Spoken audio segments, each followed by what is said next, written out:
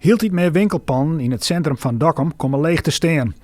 Een ontwikkeling die haakt zit op de ambitie van een aantal Dokkumer ondernemers om de stad juist hieltijd onttrekkelijker te maken voor toeristen. Een van de innovators van Dokkum is ondernemer Peter Skregardes.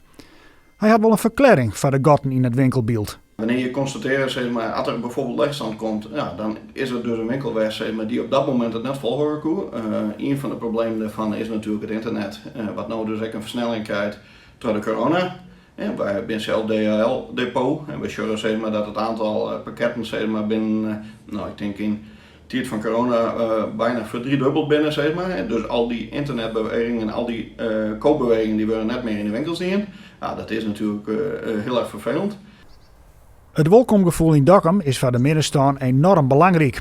En hield dit meer leegstaan en daardoor een minder gezellige sfeer jet er net bij. Het winkelingpubliek leidt er bij de vinger op het zere plak.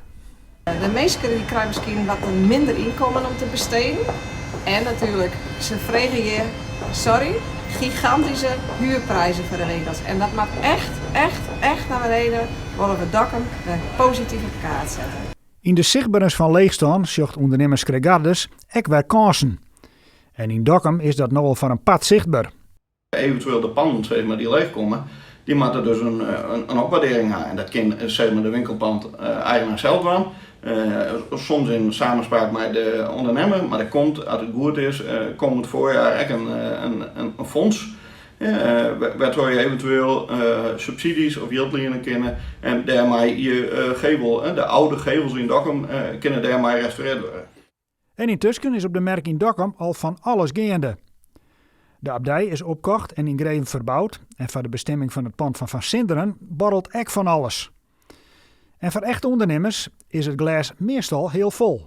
Dus wij hebben heel goede kaarten, maar een heel mooie binnenstad.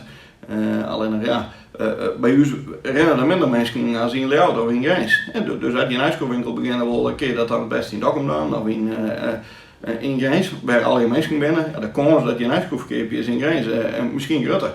Aan de andere kant, ik zou zeggen met z'n allen, als we een zeg maar wat we met z'n allen hier voorkoopboksen en wat het toerisme eigenlijk nog meebrengt, dan denk ik dat we heel goede kaarten hebben en heel goede kansen hebben.